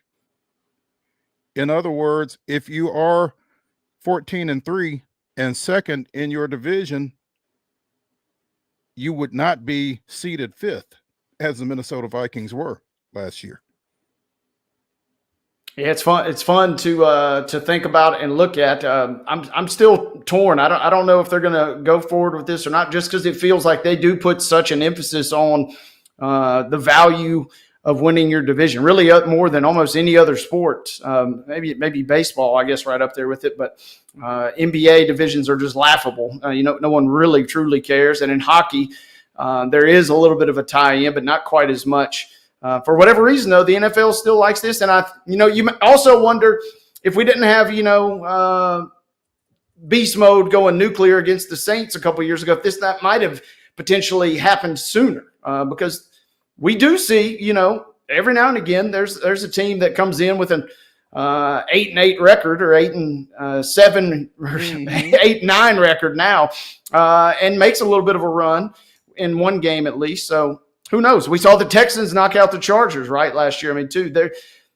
I'm not real sure on which way this will go. I would not be surprised either way, but the fact that it's the Lions and the Vikings, and we had such a high-profile showdown last year that was decided kind of this way, it feels like it might have a little extra juice behind it.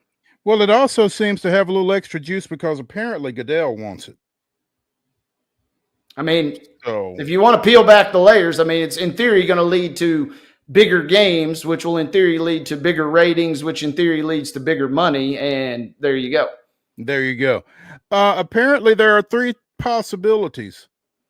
The possibility of reseeding or seeding strictly based on record, or allowing division winners to still host unless they've got, as you mentioned, an 8-9 record with 17 games or worse. If you've got a losing record, then you still do not get if you have a losing record as a division champion, you would lose your ability to host. And then the third option would be no change. And it sounds as if Goodell wants something other than what is currently in place. And sounds like it might take effect for the upcoming season, which, I don't guess there's anything that would be affected by the change for this coming season, but it sounds kind of quick. Worth keeping eyes on. Nothing league calendar wise, I guess, would really change other than just your location at that point. Yeah. Let's take a break here on Main Street Sports Today, presented by the Tennessee Orthopedic Alliance of Columbia. When we come back, we'll be joined by Joe Sullivan of Main Street Media, talking a little local basketball in general, Lipscomb basketball in particular. Stick around.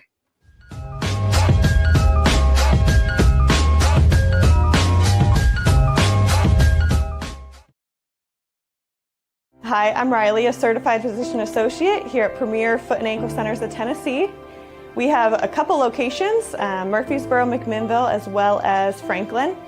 We treat people of all ages. We're excited to get you back on your feet and hope we can help you today. Call us today to schedule an appointment. We look forward to seeing you. Because here at Premier Foot and Ankle, we believe that the journey begins with happy feet.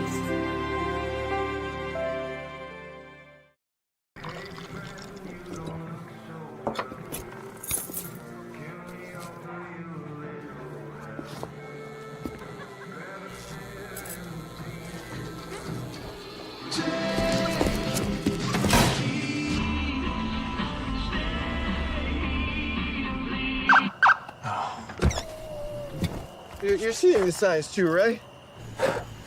What signs? Jones & Lang Sporting Goods here in Columbia has been outfitting teams, officials, and anybody else from T-ball to college for 50 plus years. Be sure and check them out at 931-388-8060 or online at jonesandlang.com. Jones & Lang Sporting Goods, the look of a winner. Zion Christian Academy, zioneagles.org or 931-388-5731. You can schedule your appointment. Go tour their campus. It is beautiful over there, and you're definitely going to want to see it. Again, it's zioneagles.org. Give them a call, 931-388-5731, and schedule your tour today. Piggly Wiggly, located in Neely's Mill Shopping Center, is Columbia's locally owned and operated Cost Plus 10 grocery store dedicated to serving the community with low prices and smiling faces. Piggly Wiggly offers fresh, hand-cut meats daily, as well as daily hot plate lunches from their deli counter. You're certain to see smiling faces and a helping hand when you're here at Piggly Wiggly. Come by and check out our fresh produce, high-quality meats, and more. Down home, down the street, we'll see you at the Pig.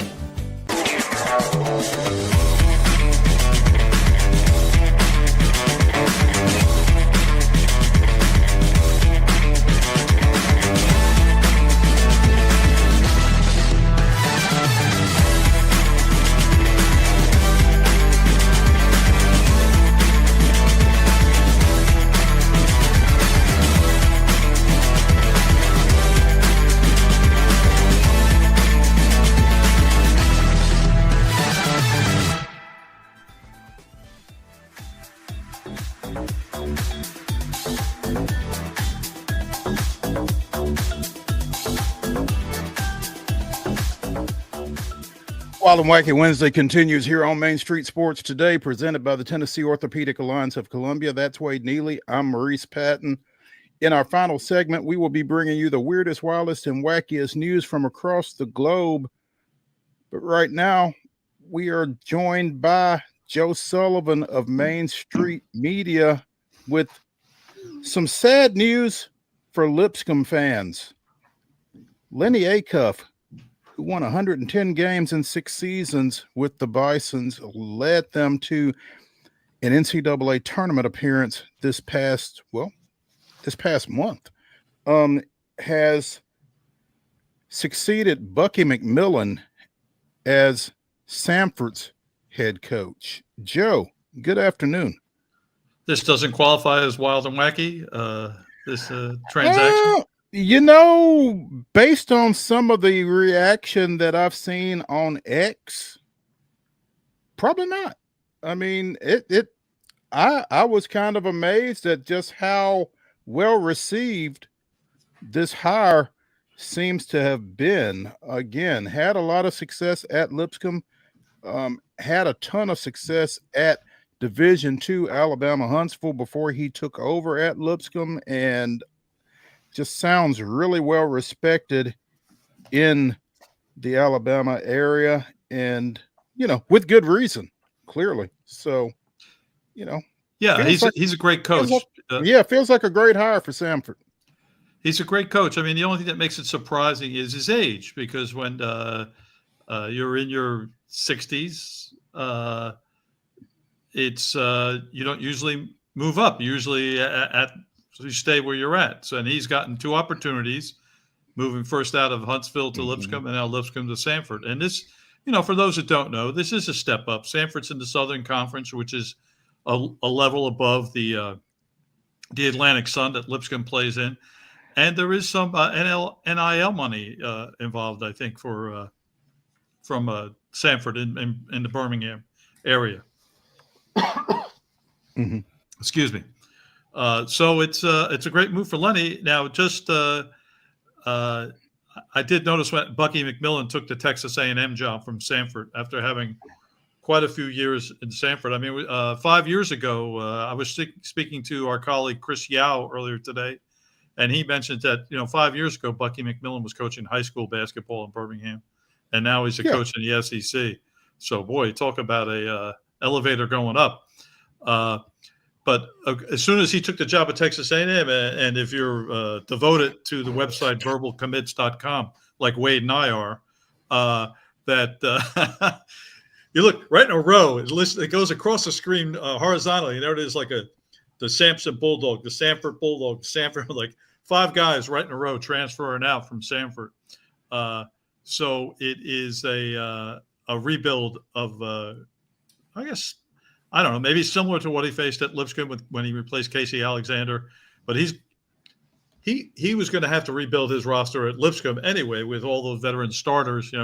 Lipscomb started 4 fifth-year players in that NCAA tournament game. Mm-hmm. So they'll have 1 starter from that game back, plus Dylan Faulkner, who got hurt during this season. So him and Dylan Faulkner and Charlie Williams will be the returning starters for Lipscomb. And then bunch of substitutes that played some and then didn't play some, and 2 transfer portal commits so far, that one kind of interesting, the other one uninspiring, I think. A Division II kid from Union, 6'8", he was the freshman of the year in the Gulf South, but being the Gulf South Conference, but being freshman of the year these days, I mean, it's our good friend Jared Burson, the statistician, sent the tweet out that in this NCAA final, Houston versus Florida, this was the first time since 1989 that a freshman didn't appear in that game. Wow. So it is freshmen are like almost the forgotten people. I mean, there is Cooper Flagg, but then there's everyone else. Yeah, exactly.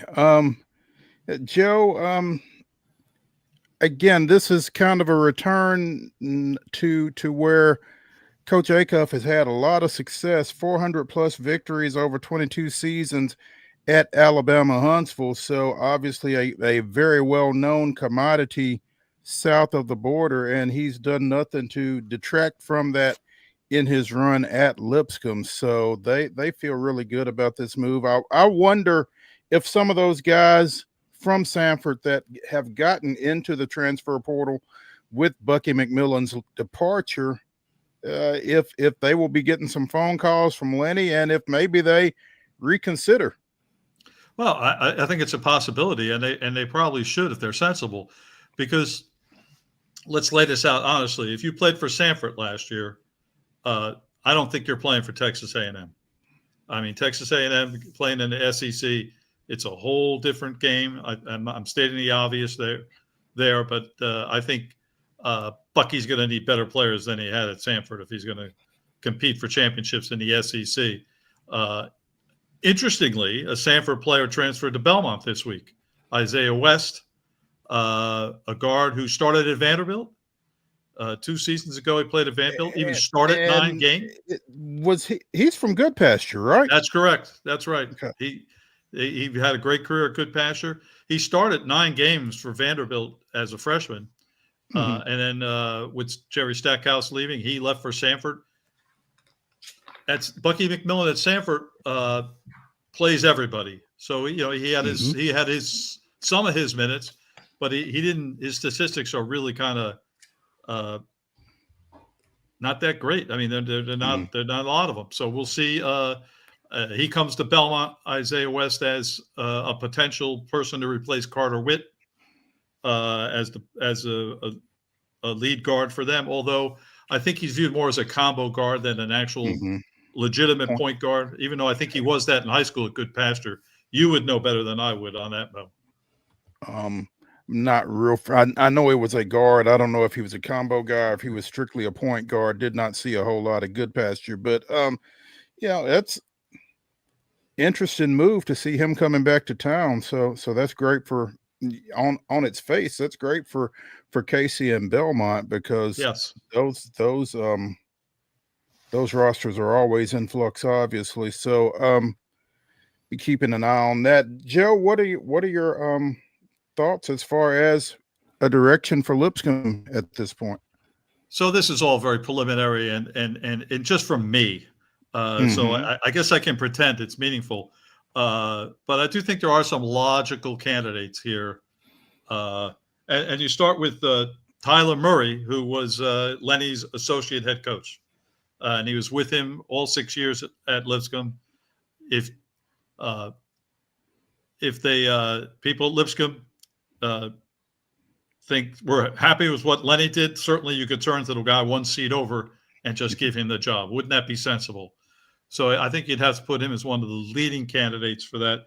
And then another former Lenny assistant, Kevin Carroll, is the coach at Trevecca Nazarene. And he was with Lenny at Lipscomb for 4 seasons. And he's done well at Trevecca, not awe-inspiring. He has had a winning record. I think 35-23 in 2 years there, and I think he's highly regarded. So those are two logical candidates. Now I will. The last time Lipscomb hired a head coach, it was Lenny Acuff from Alabama Huntsville, and as it so happens, the Alabama Huntsville coach is Mick Hedgepeth, who played at Belmont, coached at Belmont, and did well at Berry College before he took the job at Alabama Huntsville. And this year, he's at one season at Alabama Huntsville. He was 32-2 this season. The 2 losses were both to Nova Southeastern, the NCAA Powerhouse. Division II national champions this year in Division II. Those were his only 2 losses this year. So you'd have to take a look at him, I would think. I mean, that's the route you went before, and looking at that success that he's had, his Nashville connection, he'd be a strong candidate, I think. And here's someone that I didn't come up with, but was actually given to me by, again, our colleague Chris Yao mentioned this. Drew Stutz, who is from Freed Hardeman. That's right, Freed Hardeman. Won the NAIA national championship last season, and went to the semifinals of that tournament this year. He has an incredible record, 139-51 I'm sorry, I got to get that. Freed Hardeman. Thank you. So you might take a chance on a guy like him. The other people I would mention is I think you sit here and say they got to rebuild the roster, right? So Xavier Jordan is Mark Byington's assistant at Vanderbilt. He certainly had a big part in rebuilding that roster. He's right here in town. Very personable guy who I think would be a great addition. Good personality to sell the program too. And then, this is kind of this one I maybe, let me check my text message before I even say this.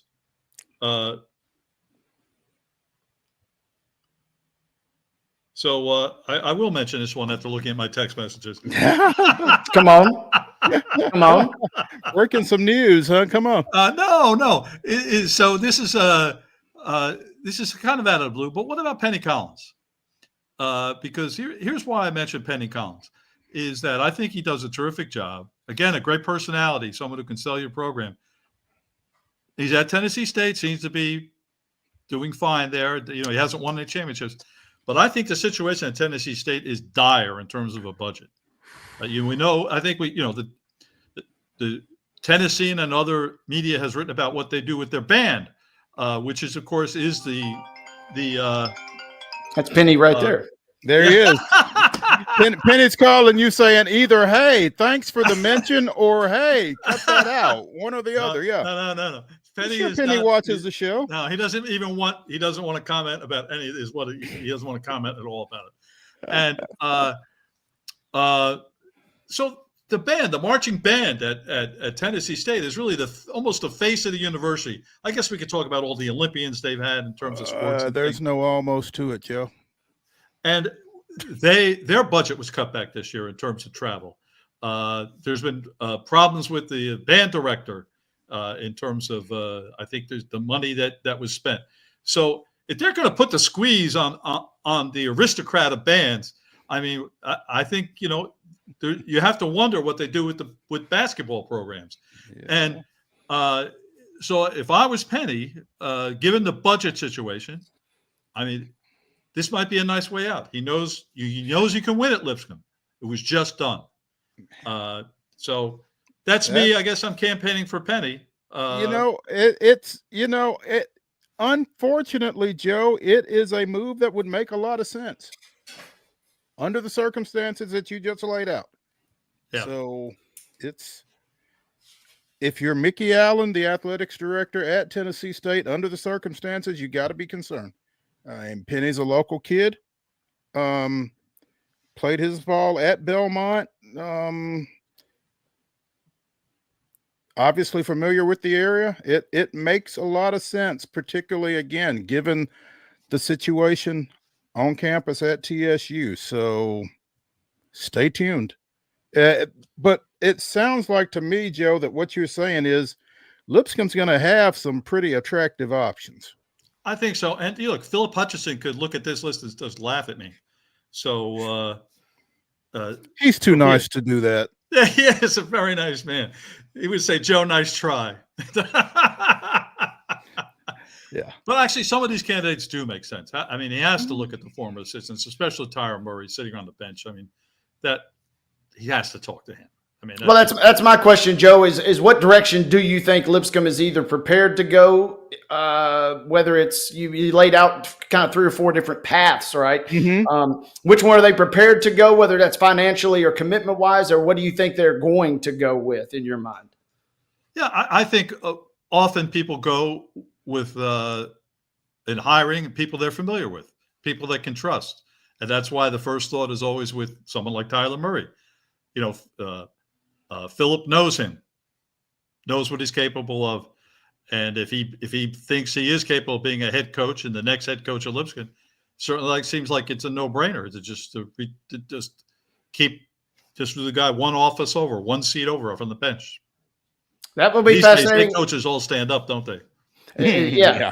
Well, it's also worth mentioning too, stateofthebulldogs.com, which I'm sure everybody's been to, but apparently this is the Sanford message board here. But they had a Hedgepath on their short list. So, I mean, he's gotten some traction. They had Acuff on there for what it's worth too. So, I mean, to me, that seemingly seems like a perfect, if you're not going to go with the assistant coach, if Hedgepath is interested, just roll him right in. You got the familiarity angle built in. You got the success angle built in. He seems like the natural fit if you don't make that preliminary offer to Tyler Murray. Yeah, I agree. It does make sense. And I think, to me, what I would like is someone who knows what our situation is. What is Lipscomb? What do we represent? And how can we be successful? What are our strengths in being successful? Lenny Acuff understood that. Obviously, Casey Alexander before him understood that. Mm-hmm. And I think all these people would know that what the possible winning formula would be there. Going out and reaching to someone from California doesn't make sense to me. I don't think that would make sense to Hutch either, to be honest. I will tell you, Joe, I think that, the list that you put together is kind of Parker executive firm fit, to be honest. I mean, Drew Stutz, with the success that he's had out at Freya Hardeman, I think Penny, again, with everything that's going on at TSU, Hedgepath, the guy that's already there, Murray, you got a solid bunch right there. And I'd almost not be surprised if your next coach doesn't come from that bunch. Mo, I am available to any athletic director as a one-person search committee, and I'll come a lot cheaper than these other search firms that seem to just come up with the obvious choices anyway. I find the search firm a little like I just think it's ridiculous. I mean, it's funny.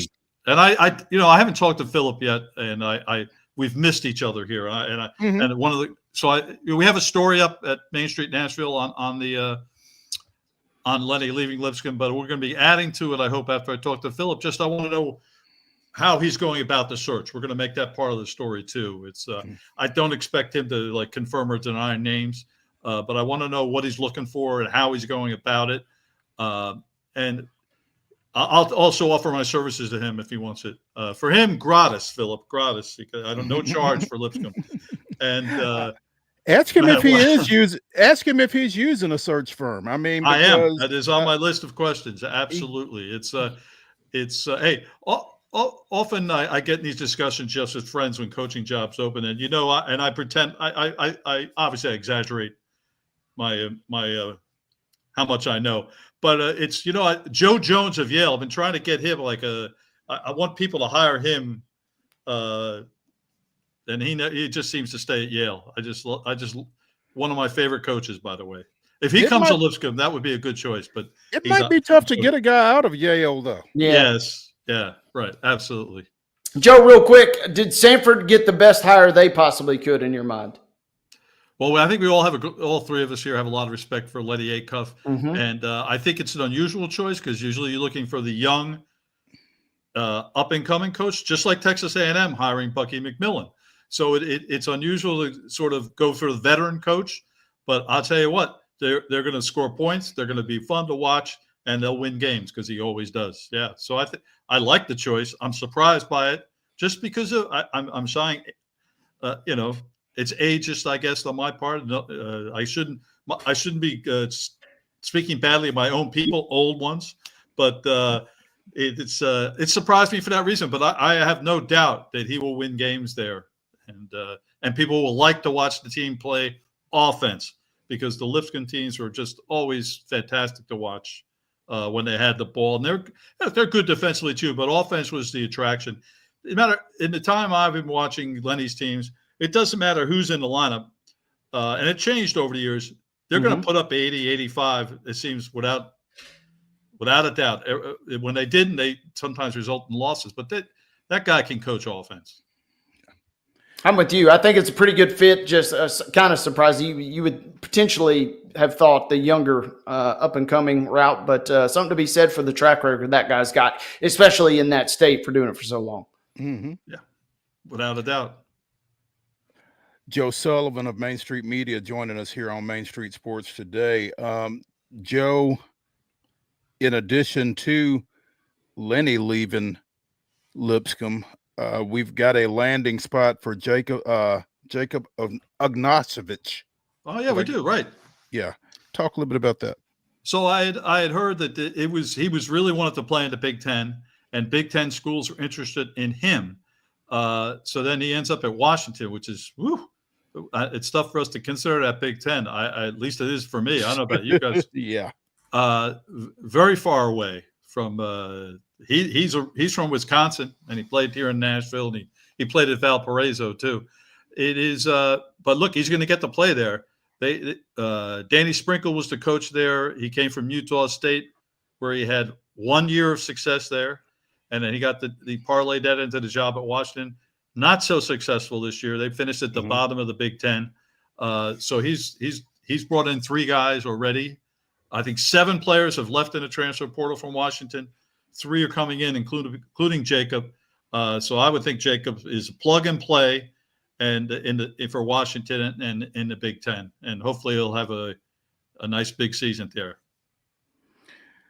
How intrigued were you to see Jacoby Gillespie come back to the state and basically come back home? Leaving Belmont, going to Maryland, now at UT, just down the road from where he played his high school ball at Greenville. It's really a great story, isn't it? And Rick Barnes, why didn't you recruit him 3 years ago? Come on. Look, he was a better football player, I think, coming out of high school. Again, Mo, I turn to you for that one. I mean, I know it's East Tennessee, not Middle Tennessee, but I mean, obviously his opportunities for football were a much higher level than basketball when he came out of high school. But I've talked to Jacoby about this. He was never playing football. He likes basketball, and there was no doubt in his mind what he was doing. And in a sense, he bet on himself, proving his ability at Belmont, and then again at Maryland. He played great, and he's just what Tennessee needs to replace Zakai Ziegler at point guard. And Rick has already said, at least Jacoby told us this, that Rick said he's going to have the ball, the keys to the car, all of those things. And that's the right move. He should be. He's terrific. And I would expect him to have a great season and Tennessee to be nationally ranked again, led by him. Maybe they'll no, I won't say it. Don't. Battered ball syndrome. Hey, absolutely. Joe Sullivan of Main Street Media joining us here on Main Street Sports today, supplying us with some local college basketball knowledge. Joe, as always, we appreciate it and look forward to catching up with you. Really have enjoyed your contributions over the course of this college basketball season. And with college basketball wrapping up, we probably won't continue to visit with Joe on a weekly basis and monopolize his time, but that doesn't mean that we won't be reaching out. So keep your phone close. Always available. And thank you for the opportunity to be on the show. It's great fun to be on with you guys. Love the conversation. Love your show. And I'll just leave Wade with this. I think Luxor Cafe in the Kentucky Derby. What do you think, Wade? You on board? I ain't got that deep yet, but I like where your head's at. We got Arkansas, I believe, coming up, and then we'll roll into Kentucky here before too long. We might be bringing Joe back for some Derby talk. I'm available. It's I'll be neck deep in it. So it's. Are you going? I am not going to go. No, going to the Derby is. I think as a fan is just like, people, they should wear masks and carry guns for what they charge to get into Churchill Downs for the Kentucky Derby. The only time I've gone is with as a media member, and that's worth doing. Well, that way you can still be able to get your bets in. The worst thing about the Derby is you got to wait in line to do your bets because you're not getting any cell phone service at that place. So. Right. Yeah, you're going to have to. Yeah, right. In the press box, they do have they have shorter, better lines. You're right. Arkansas. I had to go back and check this. Sandman was the winner at Arkansas a couple weeks ago. Come from behind horse. They got a good pace up front, and he closed into it. He's going to need a good pace to win the Derby, but he's definitely a contender without a doubt. And Journalism just won the San Antonio Derby. Will be the favorite. Journalism is the favorite. Where does that happen? And I don't even know why the horse is named Journalism. It's something I have to do some research on because it doesn't make sense with the breeding. It's nothing like that, and it's owned by I don't know, 25 different people own this horse, Journalism. So I'm not sure why it's called that. See what you can find out and get back to us, Joe. We appreciate it, and we'll catch up. See you guys. Thank you, Joe. Let's take a break. Let's come back for our final segment here on Wild and Wacky Wednesday as Main Street Sports Today, presented by the Tennessee Orthopedic Alliance of Columbia, continues. Stay tuned.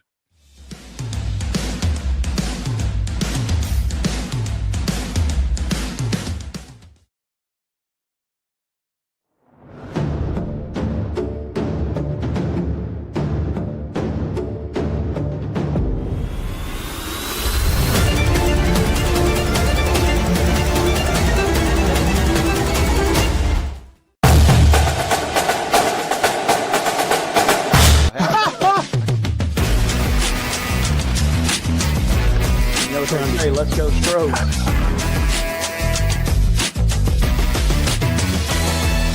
People are amazed at the variety and quality of guests we bring into Main Street Sports Today. But when you've been in this business for nearly 40 years and you never throw away a phone number, it's pretty easy. Right, Wade? Absolutely. And Wynn agrees with me. Check out some of our guests featured on Main Street Sports Today. Step back and catch my breath. But I expect nothing less from you, big boy. Let's get going. We make it work pretty good. So the fans are tremendous. It's fantastic. It was really amazing. Yeah. From preps to pros, you never know who's going to stop by, so be sure to listen to and watch Main Street Sports Today from 2 to 4 p.m. daily on the MSM TV app.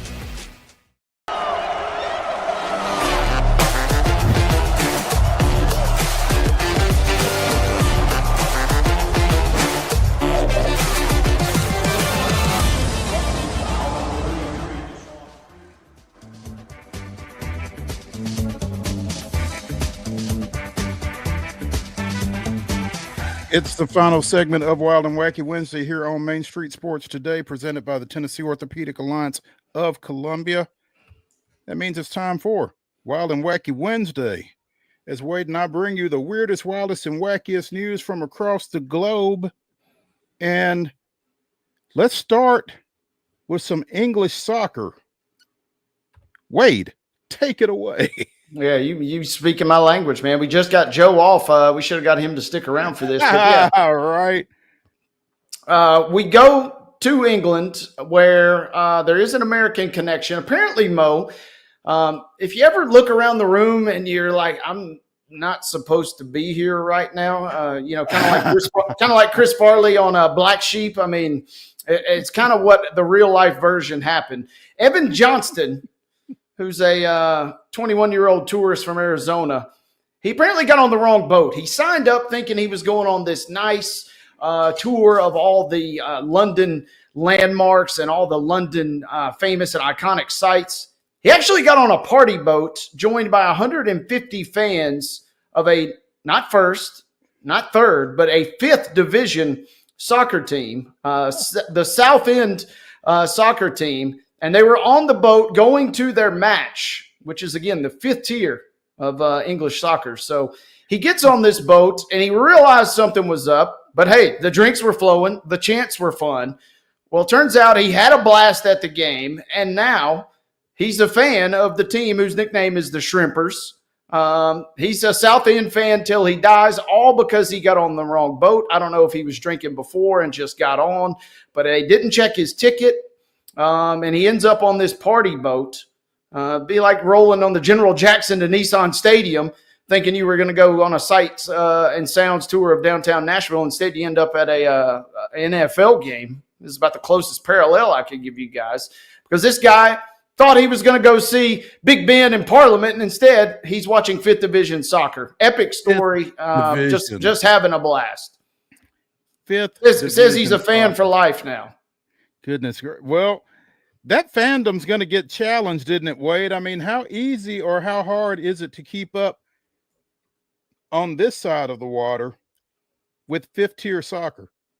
Yeah, good luck on that. You're talking you got a better shot of getting a cell phone signal in Hampshire than you got of watching one of those matches, I think.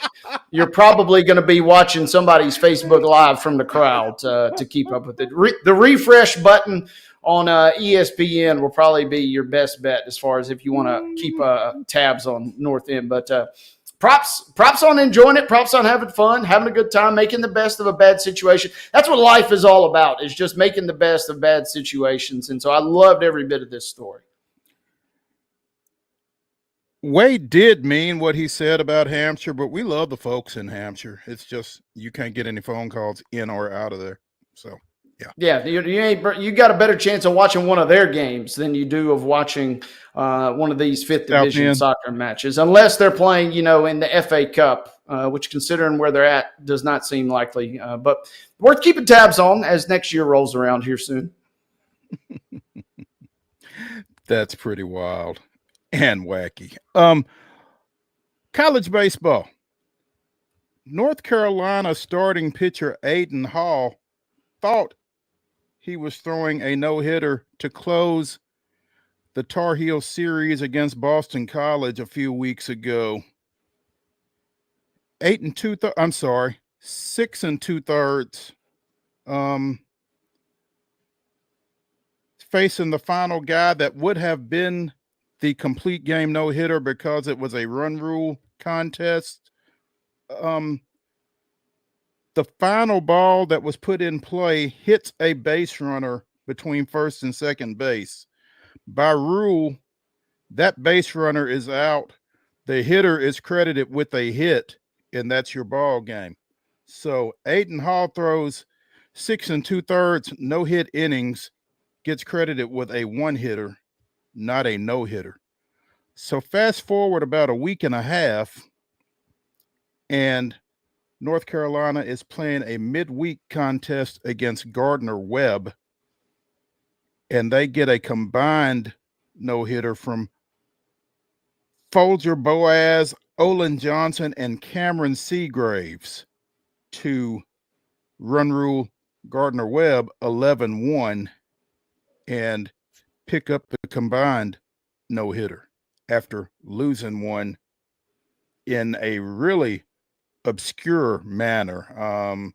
I did not realize that, and I've done some official scoring, but didn't realize that that was the way that gets ruled if a base runner is hit on a batted ball. So tough luck for Aiden Hall, but the Tar Heels finally got their no-hitter this season. Congratulations to them.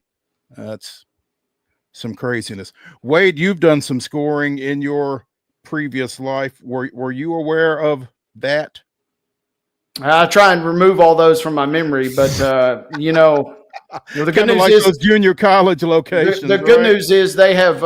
It's hard to mess up on most of the programs, so they'll kind of put it in play for you or credit as such. It's still a little, but man, that one would have been a challenge for me. It would definitely. I would have had to go into the SID assistance thread on Facebook for that one. But man, if you're Aiden Hall, you're looking around and you're like, hey, that's great for y'all, right?